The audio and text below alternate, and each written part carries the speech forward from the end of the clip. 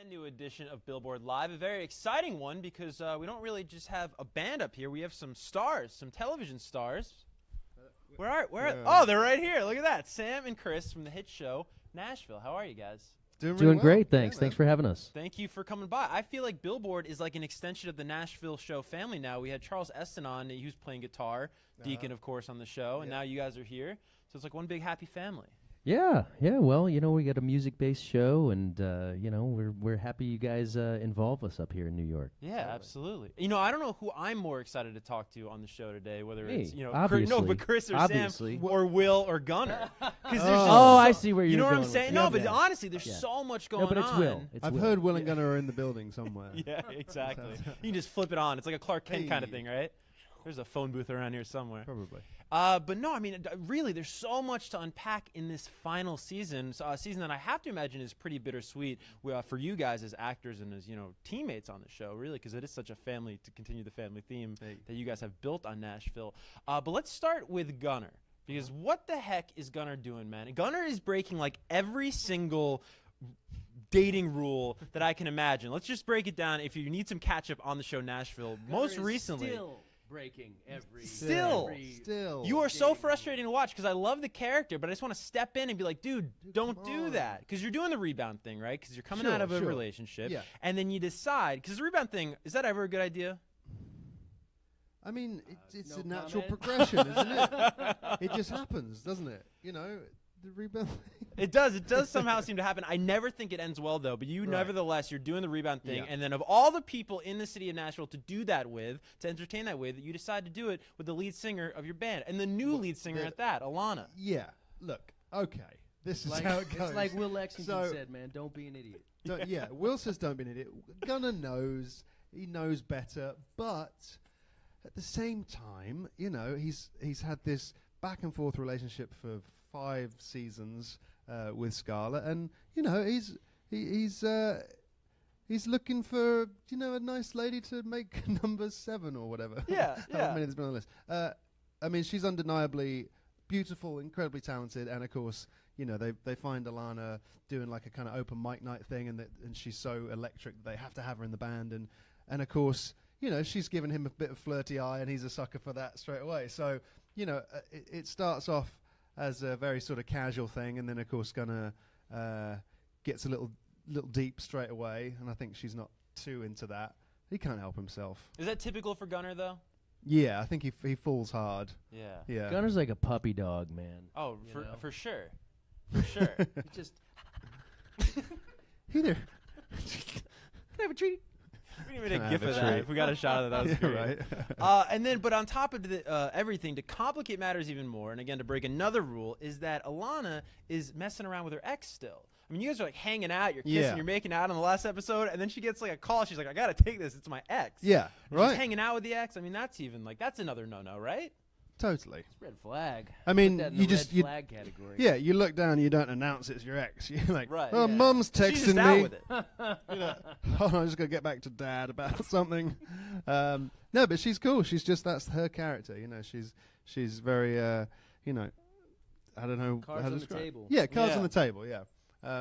So Gunnar's trying to deal with that casual thing, and he's just not very good at it. What would Sam and Chris's advice be to Gunnar?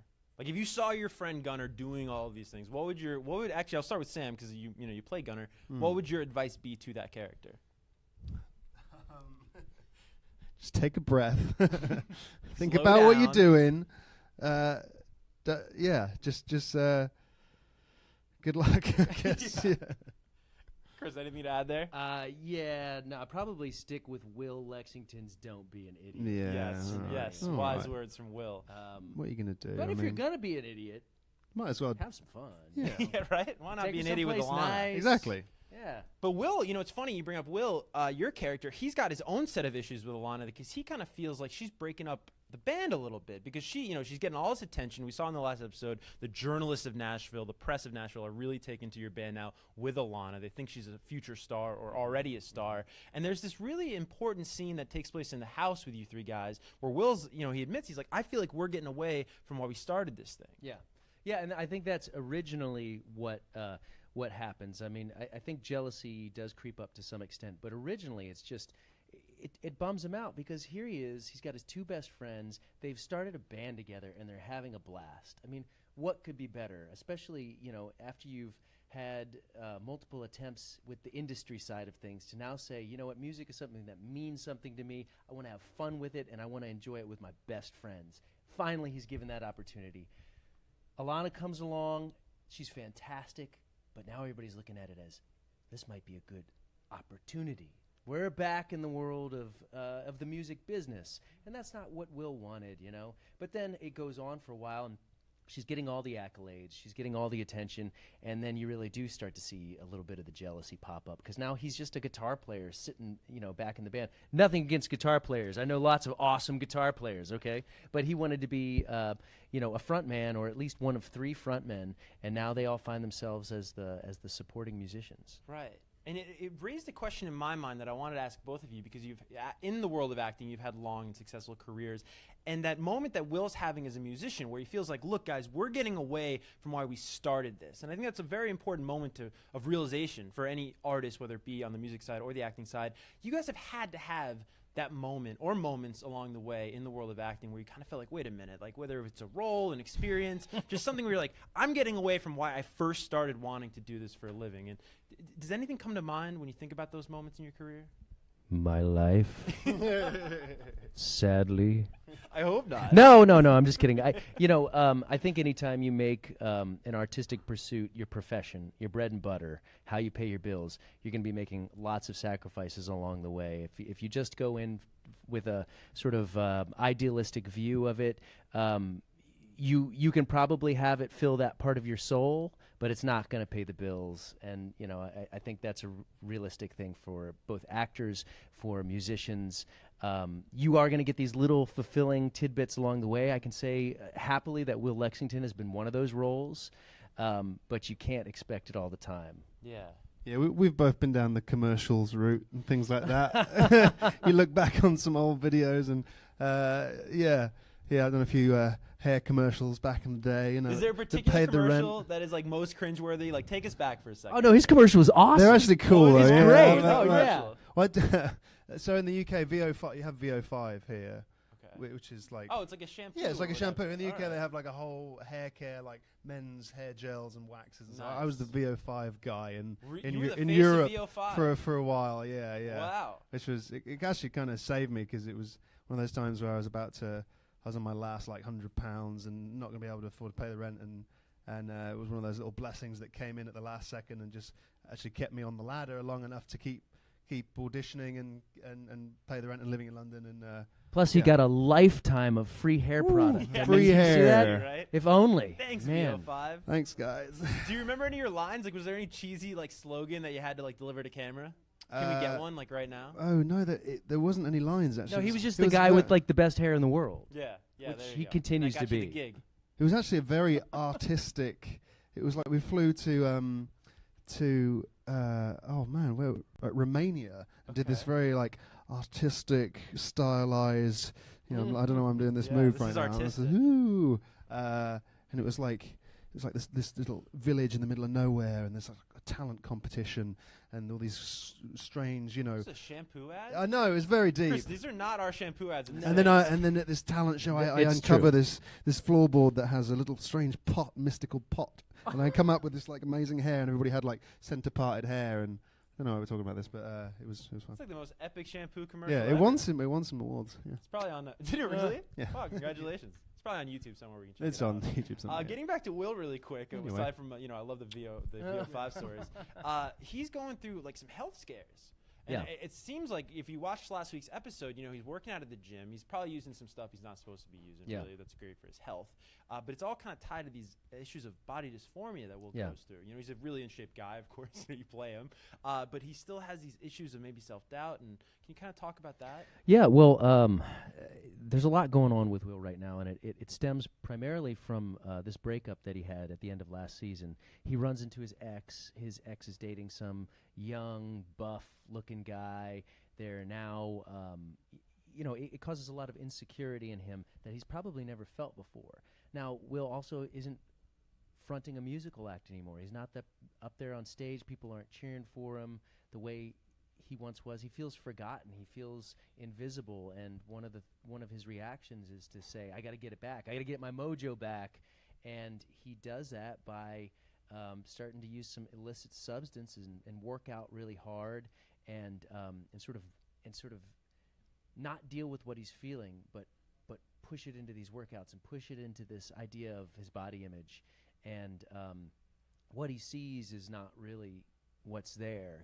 He just thinks, I need to be bigger, I need to be more muscular, I need to be more of what a man is supposed to be, and he's starting to really reel from it. He's starting to have some heart palpitations. He's using steroids, anabolic steroids, and I think all the drug use is really going to catch up with him, especially here in the mid-season finale. Well, I'm glad you ended right there, because the teaser, for diehard Nashville fans that watch the very last second, very last frame each week, the teaser for next week, well, I should say this week, because it's coming up, tomorrow night? Yeah, Tomorrow night it's going to be on CMT. You can check it out, the mid-season finale. And you see, it looks almost like Will is on stage. I know you can't reveal too much, but he's on stage and he's having one of these flashes like he has at the gym.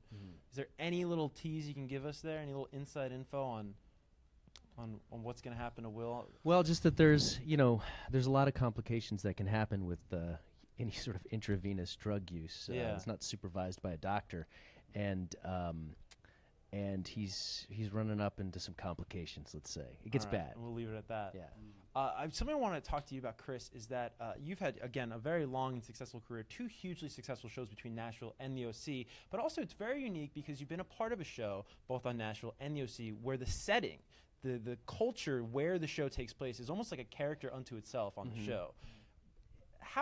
What is unique about that, I should ask, being an actor on a show like that? Because it is kind of, the OC, it's iconic for Southern California, Nashville the same for Tennessee.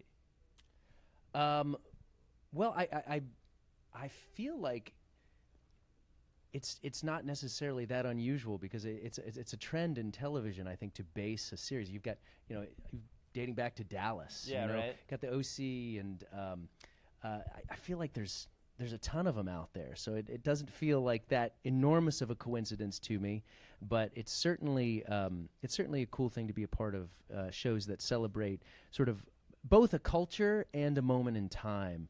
OC was a phenomenon when it happened, and Nashville came around right at the time when Nashville, the city, was booming and growing, and it's been fun to be a part of both of those adventures. Incidentally, we never filmed in Orange County. Oh, really? Where did you film that show? No, we filmed in Manhattan Beach. Oh, okay. Yeah. All So right. Nashville is the only show I've filmed actually in the city. Truly it's in named the after. city. That's Yeah. so funny. Speaking of the city of Nashville, you guys are both not natives of Nashville. Do you live in Nashville now, both of you, or We do. Yeah. spend time there? Of course. Yeah. When was there a moment where you felt the city sort of adopted you, or that you finally felt welcome there? It could have been the first day, but is there just a story or a moment that kind of sticks out in your mind where wow, this is my home now? One that springs to mind is we're lucky enough to be asked to perform at the Grand Ole Opry from time to time, which is a huge honour. And Chris and I have actually been able to do that many times. I'm actually playing on the 3rd of March in a couple of weeks, so that's going to be great. But to be surrounded by those huge country stars and artists that have graced that stage for years, it's always an honour to be in that building, and if you get to perform, even better. But we've sort of become friends and family with a lot of those people. So one that springs to mind was I was there a couple of years ago, and I'm a huge fan of Vince Gill, obviously a legend. And I think I was about to take to the stage that night, and he was performing later on. I think he might have been hosting one of the segments.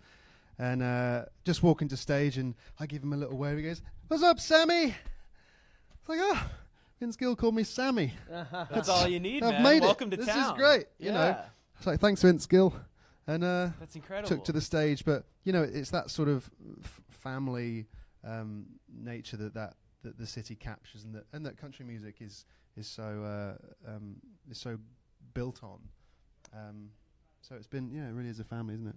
Yeah, no, I'd agree. Playing for the Opry is such an incredible honor, and it's funny. I've got a Vince Gill anecdote as well, which was, I'd been there for a couple of years, and he was on the evening news being interviewed or something. I asked him a question about Nashville, and he told a story about how he ran into me at an antique guitar festival, and I was playing blues guitar, and he's like, "That guy's actually a really good guitar player." On the news? And I'm watching it going, flipping out. Vince Yeah. Gill just said I was a great guitar player on the news, you know? It's incredible. It's like, that's when I went, okay, yeah. That's cooler this than mine. feels- Vince Gill, the unofficial Yeah, mayor it is. of Nashville, it sounds like. Just welcome everybody to town. Yeah, right. I asked this next question, this final question, to Charles when he was here, and it really struck him. It actually made him cry. I don't want to put him on blast, but hopefully he doesn't do the same Wait a with you minute. guys. Let me just Hold on. hold my eyes open for a long time. Exactly. Just so we can be on the same level as. All right, hit us. Go. Hit us. There you go. Acting at its finest right there. This is what we but do on set. I asked him about what he would say to Deacon. Any parting words, because you're saying goodbye to these characters, and I don't mean to bring up a sore subject, right, with the show ending, the bittersweet ending of the show, but what would he say to Deacon? So Sam, I'll start with you. What would you say to Gunnar? Any parting words? Oh man, that's a great question. It's okay, man. Just give me a second. Charles is gonna kill me if he sees this, by the way. What would I say to Gunnar? I think he's an immensely talented guy. I think I would love to see him go on to do some great things. And I think that the partnership he built with Scarlett way back at the beginning, I think, was a beautiful foundation, and I think he's got a lot to give. And maybe we're going to see a taste of that as we wrap up the season. But I don't know. I just wish him luck, and hold on to the dream, man. Keep writing those great songs, and I love you, buddy. And stop messing around with Lana. Well, Sometimes. sure. Yeah. Good luck. Good luck with the relationships, Gunnar. Yeah. Yeah, exactly. Chris, what would you say to Will? Well, I know what I'd say to him. I don't know if he'd listen to me, but I think what I'd like to tell Will is that you don't have to prove anything to anybody. Just find some happiness in your life. Find somebody that's going to make you happy, and keep making music in a capacity that it makes you happy and fills you up.